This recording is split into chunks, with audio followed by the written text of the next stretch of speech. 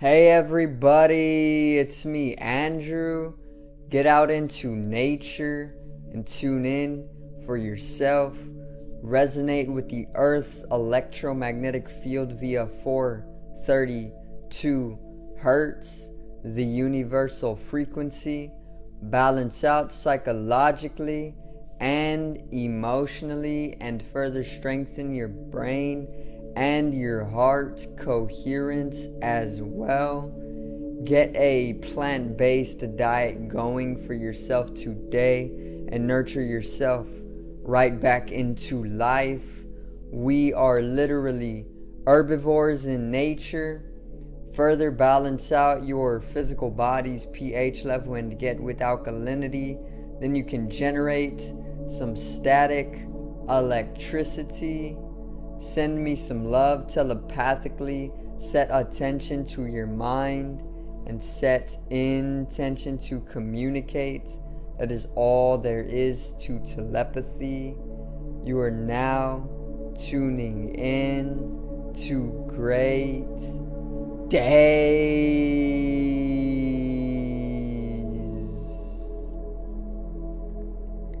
Today I'm going to go over the aura, and I'm also going to pretty much go in depth as much as I can on the ethereal body or the etheric body, which ether is the fifth element, which I will also further do a full video on the 5 elements and some of the different intelligence of each and every one element and some of the characteristics, traits, and anything else. But in this video I'm going to go over the etheric body or the ethereal body, and I'm pretty much going to help you guys understand exactly what it is.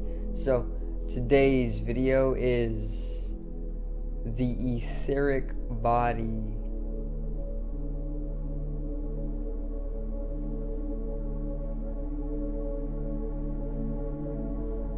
Now,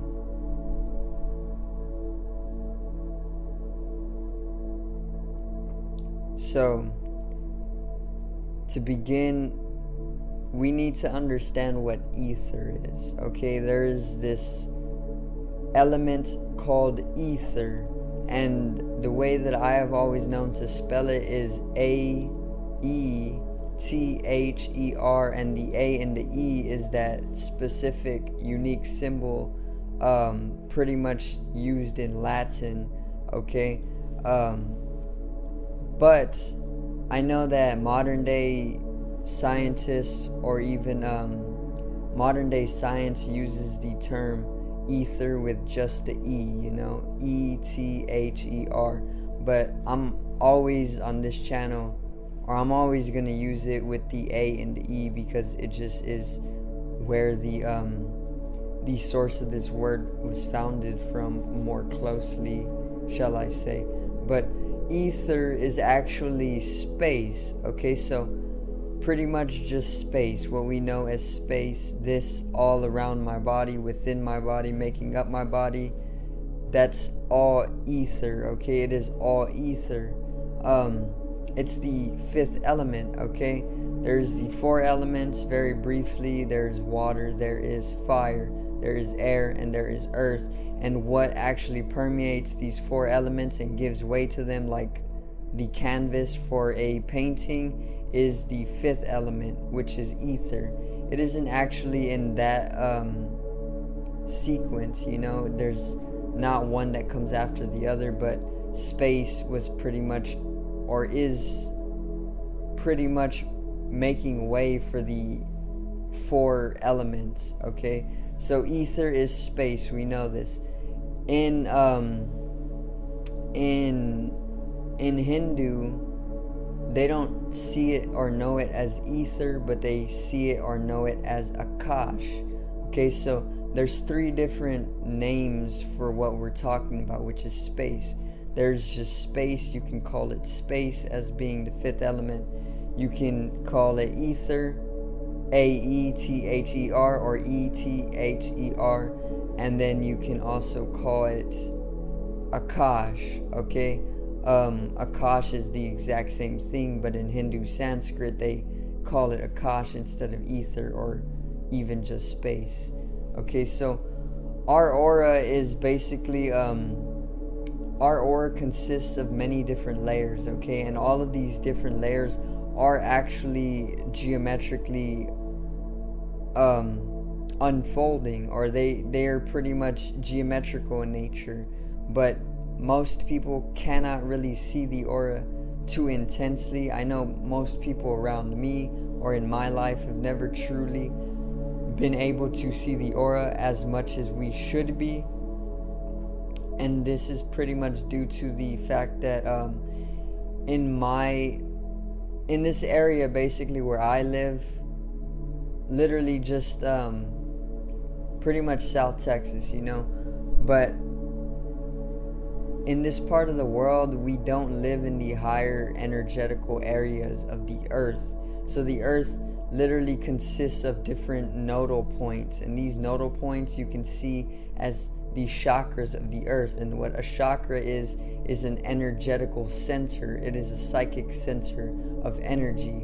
Okay, we all have a chakra system, and this is anatomically or physiologically correspondent as well. So we have the third eye, we have the crown, we have the throat, we have the heart, we have the solar plexus, we have the sacral chakra, and then we have the root.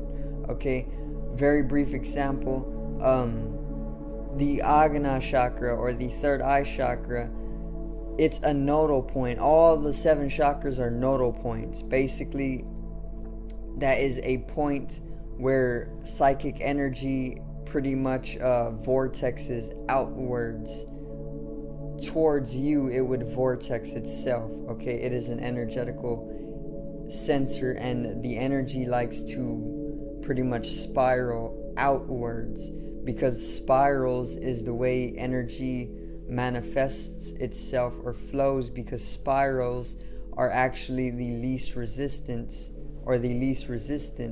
okay, which is why the energy likes to naturally take a spiraling, because it's the most least resistant sequence, you know.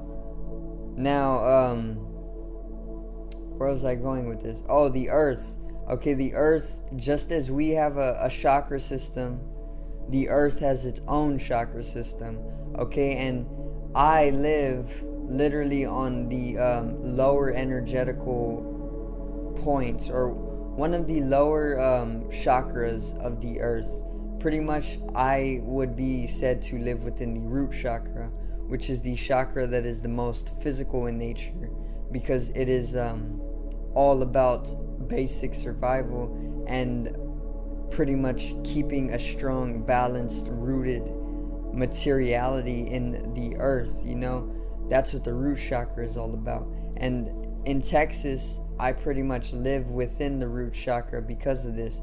And in the east is where the higher chakras of the earth are. I do believe it's Tibet. Tibet is actually the crown chakra, corresponding to the crown chakra. The earth's crown chakra is in Tibet. So this is why Tibet or Tibetan monks or Tibetan peoples are so highly spiritual naturally, because they live within the higher energetical nodal points of the earth. Okay, so we're at 2 opposite extremities here, and this is pretty much why I have never really known anybody throughout my life that has ever dwelled too heavily within being able to perceive the aura. But as of now in my life, taking up spiritual practitioner and being a psychedelic user, and just even the great awakening taking place, I have been able to see the aura a lot more often, okay? And also literature on the aura helps a lot.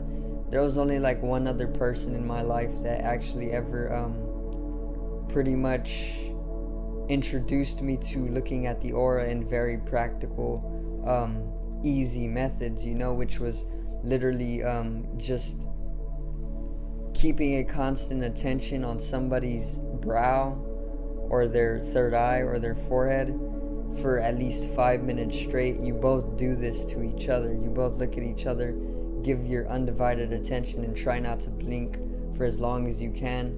And then eventually you'll start to see the aura just clouding up, you know, or not clouding up, but pretty much bubbling up, you know. So that's one easy way to actually perceive the aura. Now the aura, once again, going back to earlier, it has many different layers, and a healthy aura actually spans out to about 60 feet in diameter, so 30 feet outwards radius wise, and then another 30 feet backwards radius wise, and then this 60 feet in diameter pretty much is layered into different geometrical grids that correspond to the Earth's own aura or geometrical grids, okay? And one of these grids we know as the Christ consciousness grid or the unity grid, and this is actually geometrically correspondent to icosahedral and dodecahedral formulations, okay? This is what allows us to keep in a unification with each other or our psychic natures, or it actually allows us to resonate with the morphogenetic field, which is what pretty much permeates all species everywhere, in correspondence and connection to some of the different grids that are actually enveloping the earth as well as us. Okay, so the ethereal body is what I'm going to briefly cover for you guys finally. The ethereal body or the etheric body is or can be translated to the spatial body because it's one of the first layers of the aura that is actually more metaphysical in nature or just more spacious in nature. So obviously we have the physical body. This is like the most dense layer of energy, or this is the most dense the most dense layer of energy that there is, because it's the most physical, it's the most material, okay? Then there is the mental body, there's the mental energy, the mind. This is literally more metaphysical in nature, but it is still of a physical nature due to the fact that it is carrying a lot of information involved with material existence. Okay, so the physical body is literally known as the food body or the heap of food, because this physical body is no more than the food that you eat, okay, and the water, and that's pretty much it. If you didn't eat, your body would start to fall apart. If you didn't drink water, you wouldn't be able to maintain yourself. So this body is literally just made up off of the food that you eat. So in Hindu, it is known as the food body because it's literally just the food that you eat. And this is why I say to eat at least the most alive food so your body can be alive, you know? You don't want your body dead, and you don't want to be laying down all the time like a dead piece of meat, you know, or you don't want to be left unconscious like a dead animal. You want to eat the most alive foods, and I have a problem with this too because it's more expensive, obviously, and there's things that work against us sometimes. But if you are eating the most alive food, your body is literally going to be very, very alive. You're going to have so much energy, and you're going to literally just all the time want to be expressing yourself joyfully instead of just dead somewhere, you know, miserable or something. But the physical body is the food body because it's literally just an accumulation of the food that you are eating, okay? Now there's the mental body. This is more of a metaphysical body, but it is also still physical in its nature, because what the mental body is, or the mind, is literally just an accumulation of information throughout your life, okay? So this physical body is literally just a an accumulation as well of the food that you eat. Then the mind or mental body is an accumulation of information, okay? Whether it be material in nature or it be higher and metaphysical. The mental body is more of a mediation body, or a bridge into the higher metaphysical bodies, or even a bridge between the lower physical dimensions and the higher metaphysical dimensions. Okay, so then there's the ethereal body, or the etheric body, and usually this one is seen as literally like pretty much half an inch to an inch off of you, and it can be seen as white, very bright white, but oftentimes it is mostly seen as a baby blue. In a healthy state, in a very, very healthy state, your etheric body will be a baby blue. But I've also seen it very dull gray, dark blue as well. And the etheric body is very, very electrical. Okay, it is highly electrical. It's like a plasma. It's like a plasmic type of body, which plasma is like electricity. It is the fourth form of matter. Okay, and the etheric body is like a plasmic body, and it's very spacious in nature. It is literally all bliss, because whenever you touch upon the etheric body, you actually are starting to touch upon your more eternal natures. So whenever we astral project, we actually we need to be in contact with our etheric body, because the etheric body is one of the bodies that actually allows us to astral project in the first place. And whenever you are in the astral realm, you are actually able to do things that you aren't able to do when you are within the physical body. Like, you can't immediately use the physical body to just fly or float around like you would with the astral body.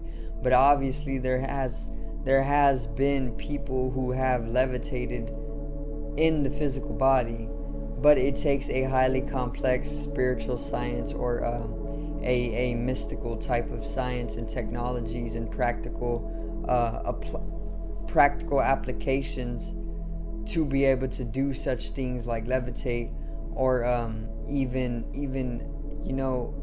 move things with your mind. But there's been multiple cases throughout humanity's history of people being able to do this, and oftentimes it's people who are literally lost in the jungle by themselves who come back with some sort of supernatural powers, But yeah, what we are able to do in the astral realm, we are pretty much able to do in the physical realm as well. But when it comes to the astral realm, we are able to manifest a lot faster than we are to manifest on the physical realm.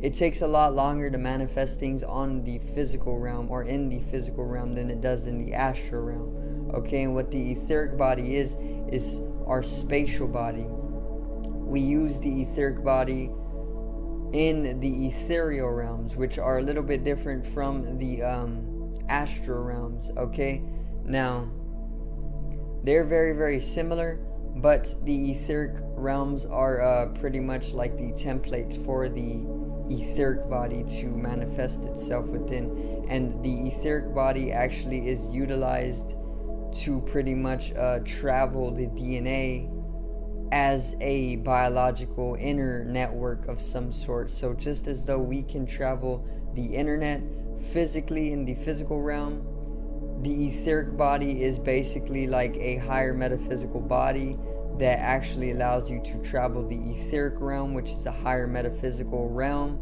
that is pretty much like the astral realms, where you can do anything, but all of the information or experience that you would come to perceive within the etheric realms as an etheric being would literally be more primordial or primordial in nature. There's a lot more things that you can find in there, and they all correspond and connect with the physical realm as well. It's just so that you are unconscious of when you actually travel the etheric realms as an etheric being, but you do this every single night. Okay, and this is what dreams are. Dreams are literally you traveling the metaphysical dimensions. However, you're so skewed and unconscious of it nowadays because they want you to stay in a physical state in order to ensure that they keep a control over you. And within a lower dimension, obviously, an etheric being is pretty much higher dimensional, fifth dimensional in nature, actually. So that's just a little bit on the etheric body. Obviously, I'm going to introduce more information on the etheric body or the spatial body and the etheric template or the ethereal realms, and pretty much paint better pictures for you guys, but I need to do a lot more studying before I actually go upon doing so. So I do thank you guys for watching, and I hope you did enjoy the video today on the etheric body or the spatial body and the etheric realm or the template. I do hope that I have expanded your knowledge just a little bit on the etheric body, and very much subconsciously it can actually open you up to being able to lucid dream a little bit more or use your etheric body a little bit more. So make sure to subscribe over here to the left of me, help me reach 100 subscribers. Drop a like on the video to the right of me and support the channel. Once again, generates a static electricity from the etheric body or the spatial body or the first layer of the aura.